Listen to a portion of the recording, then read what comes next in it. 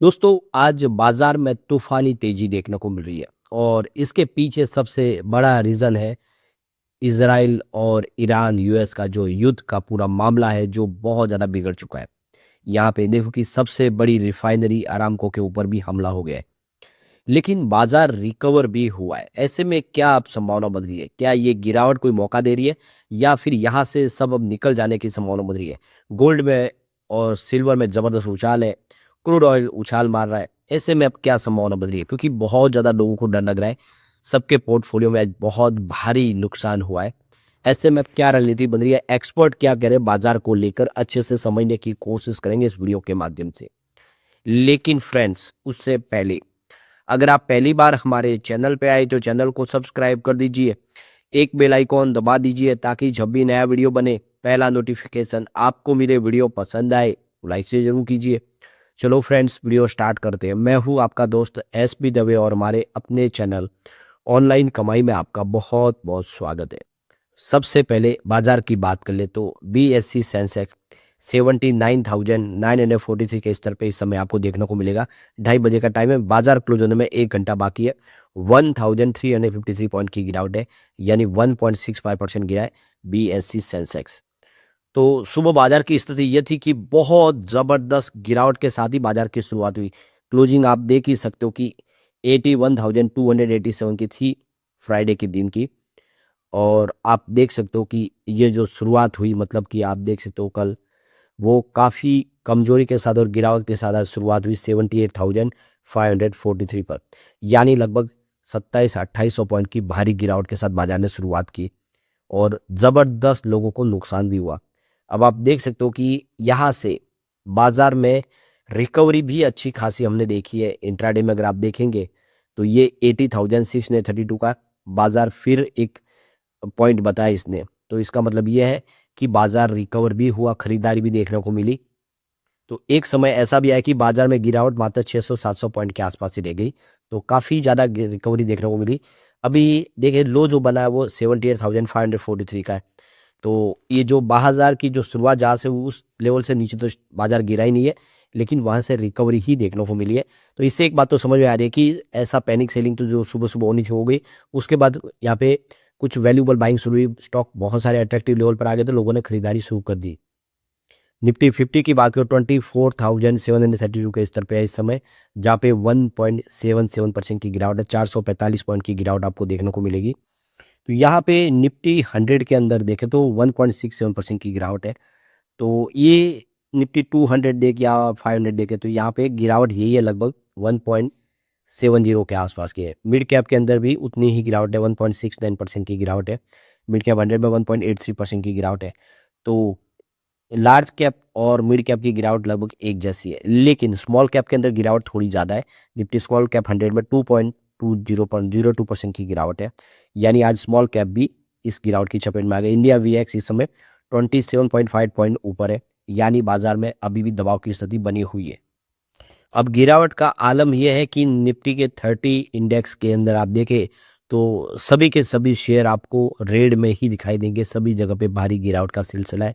सिर्फ यहाँ पे बेल के अंदर 1.09% की तेजी है, तो सन फार्मा के अंदर 0.50% की तेजी है और भारतीय एयरटेल के अंदर 0.18% की तेजी। नहीं, ये तीन जो स्टॉक है यही आपको इस समय बेहतर दिखाई देंगे, बाकी सब जगह पे गिरावट है।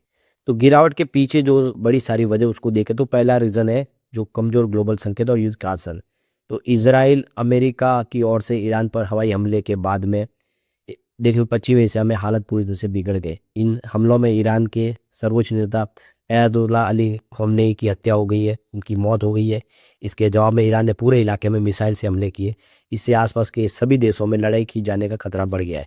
यानी अब उन्होंने जो सामने काउंटर अटैक किया उसमें बहुत सारे देशों के ऊपर उन्होंने बैलिस्टिक मिसाइल से हमले कर दिए। तो इस पूरे युद्ध का नतीजा है कि जो क्रूड की कीमत है उसमें 7% की भारी तेजी बन गई और आप देखिए ब्रेड क्रूड का भाव करीब 82.40 प्रति डॉलर तक पहुंच गया है, जो एक इसके पिछले 14 महीनों का सबसे ऊंचा स्तर है। यानी क्रूड की प्राइस हाई लेवल पे पहुंच गई और शेयर बाजार को ज़बरदस्त झटका लगा। ग्लोबल इकोनॉमी के लिए अनिश्चितता बढ़ गई है। कच्चे तेल की कीमतें बढ़ने के कारण ऑयल मार्केटिंग कंपनियों, पेंट टायर वाली कंपनियां, एविएशन कंपनियां और केमिकल कंपनियों के शेयर भारी तरह से गिर गए, क्योंकि उन सबको यहाँ पे झटका लगा है। ईरान ने होर्मुज जल मरुद मध्य से समुद्री आवाजाही बंद करने की भी घोषणा कर दी है। जलमार्ग से ग्लोबल क्रूड ऑयल की सप्लाई लगभग 20% होती है और भारत के 40% अधिक कच्चे तेल का आयात भी यहीं से होता है। इस मार्ग के बंद होने से एनर्जी सप्लाई और महंगाई और बढ़ने की चिंता हो गई है इस समय। दूसरा यहाँ पे सबसे बड़ा रीज़न है कि जो हमारा इंडियन रुपीज है वो कमज़ोर हो गया है और बॉन्ड यील्ड में उछाल देखने को मिला। युद्ध की आड़ के बीच भारतीय रुपये सोमवार को भी अमेरिकी डॉलर के मुकाबले बहुत कमज़ोर हुआ, जबकि सरकारी बॉन्ड यील्ड में तेजी आई है। दूसरी तरफ एशियाई करेंसी में भी 0.2% से लेकर 0.6% की गिरावट आ गई है। MSCI एशिया पैसिफिक इंडेक्स में 1.5% की फिसलन देखने को मिली। डॉलर इंडेक्स 97.9 पर रहा है। रॉयटर्स की रिपोर्ट के अनुसार ट्रेडर्स को उम्मीद है कि रिजर्व बैंक ऑफ इंडिया रुपए को रिकॉर्ड निचले स्तर यानी 91.9875 के करीब जाने से रोकने के लिए कुछ यहाँ पे कदम उठा सकता है। तीसरा सबसे बड़ा रीजन है कि FI की बिकवाली शुरू हो गई है। विदेशी संस्थागत निवेशकों ने बिकवाली बाजार में की है जबरदस्त, जिसकी वजह से बाजार में गिरावट का माहौल बना। विदेशी निवेशकों ने 27 फरवरी को 7,536.38 करोड़ के शेयर बेचे हैं। हालांकि दूसरी घरेलू संस्था के DI ने 12,292 करोड़ रुपीज़ की खरीदारी की है, जिससे बाजार को कुछ सपोर्ट मिला। जियोजित फाइनेंस सर्विस के chief investment strategic of VK Vijay Kumar ने कहा है कि मिडिल ईस्ट संघर्ष ने बाजार में जोखिम की भावना को बढ़ा दिया है। विदेशी निवेशक फिलहाल उभरते हुए बाजार में निवेश के लिए पहले अपने हाथ आने वाले समय हालात पर नजर रख सकते हैं, उसके बाद में ही नई रणनीति बना सकते हैं। यानी फिलहाल FI बाजार में नया निवेश करने से बचेंगे। चौथा यहाँ पे रीजन देखें तो VIX में भारी उछाल है। तो देखो कि जो इस समय वॉलेटिलिटी का जो संकेत देने वाला जो इंडेक्स है इंडिया का, इंडिया VIX, सोमवार को उसमें 15 से लेके जो 15% की उछाल के साथ में 15.08 के स्तर पे पहुंच गए। ये इंडेक्स निवेशकों में बढ़ती हुई घबराहट को दिखाता है। तो ये भी एक बड़ा रीज़न हो रहा है इस समय गिरावट का। तो इस गिरावट को लेकर यहाँ पे देखो कि जियोजित इन्वेस्टमेंट के chief investment strategic officer VK Vijay Kumar ने बताया कि वेस्ट एशिया में चल रहे युद्ध में बड़ी अनिश्चितता का असर आने वाले समय बाजार पर बना रहेगा।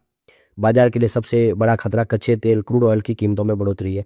अगर क्रूड ऑयल की कीमत लगभग 20% और तेज होती है तो इसकी बड़ी वजह होर्मुज जल मध्य जो मार्ग है वो बंद होने का वजह हो सकती है। इससे क्रूड की सप्लाई बाधित होगी। फिलहाल इसे लेकर कोई आधिकारिक पुष्टि नहीं हुई है। अगर ब्रेंट क्रूड की कीमत गिर के लगभग $76 के आसपास रहती है तो शेयर बाजार कमज़ोर रह सकता है, लेकिन बड़ी गिरावट या क्रैश की संभावना अभी फिलहाल कम है। यानी बाजार में और भारी गिरावट की संभावना से मैंने दिखाई दे रही, लेकिन बाजार दबाव में रह सकता है, ये उनका कहना है। उन्होंने कहा है कि कई दशक के आंकड़े बता दें कि ऐसे संकट में बाजार पर लंबे समय तक नहीं रहता है, यानी इस बाजार फिर रिकवर कर जाता है। आमतौर पर 6 महीने के बाद बाजार में फिर इनका जो खास असर देखने को नहीं मिलता है। कोविड संकट देख सकते हैं, रूस यूक्रेन युद्ध या गाजा संकट जैसे हालवी संकट में यही हमने बाजार में रुख देखा था। माना जा रहा है कि मौजूदा वेस्ट एशिया संकट भी अलग नहीं होगा। हालांकि युद्ध के दौरान अचानक अप्रत्याशित घटनाएं हो सकती है, इसलिए निवेशकों को सावधान रहने की जरूरत है। अगर बाजार में कमजोरी होती है तो इसे मौके के रूप में इस्तेमाल किया जा सकता है। धीरे धीरे अच्छे और मजबूत कंपनियों के शेयर में खरीदारी की जा सकती है, खासकर बैंकिंग सेक्टर है, ऑटोमोबाइल, कैपिटल गुड्स और डिफेंस सेक्टर के शेयर जो अच्छा कर सकते हैं। तो ऐसे में कुछ अपॉर्चुनिटी होती है। हमने देखा है कि कोविड के बाद बाजार ज़बरदस्त रिकवर हुआ था और बहुत भारी लोगों को प्रॉफिट हुआ था। अगर ये बाजार गिरता है तो एक बड़ा मौका होगा निचले लेवल से खरीदारी का।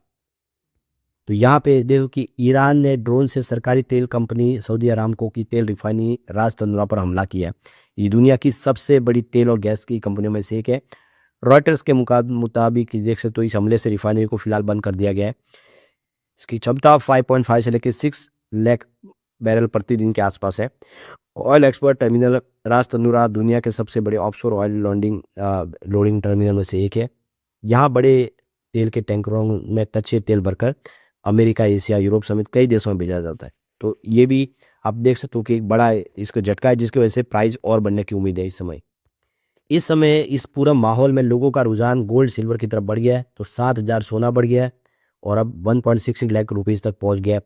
तो ये देख सकते हो कि Indian Boolean and jewellers association के हिसाब से 10 ग्राम जो 24 कैरेट का गोल्ड है वो 7,000 रुपये बढ़ के 1.66 लाख रुपीज़ तक पहुंच गया है। इसकी कीमत देख सकते हो कि 1.59 लाख रुपीज़ के आसपास थी पहले। अब 1 किलो की चांदी में 20,000 रुपये की बढ़त देखने को मिली है, जो 2.87 लाख रुपये तक पहुंच गई है। तो ये देख सकते हो कि सोना चांदी उछाल मार रहे, लेकिन बाजार में क्वालिटी स्टॉक वैल्यूबल बाइंग के लिए भी आएंगे। थोड़ा बाजार में अभी वेट करें, बाजार स्टेबल हो तो फिर खरीदारी का मौका यहाँ पे देखा जा सकता है। लेकिन फ्रेंड्स, कोई भी इन्वेस्टमेंट करने से पहले अपने फाइनेंशियल एडवाइजर से एडवाइस ले लें या अपना खुद का रिसर्च करें, क्योंकि मैंने वीडियो आपके एजुकेशनल पर्पज के लिए ही बनाया। वीडियो पसंद आए तो लाइक से जरूर कीजिए और चैनल को सब्सक्राइब कर दीजिए। Thank you friends.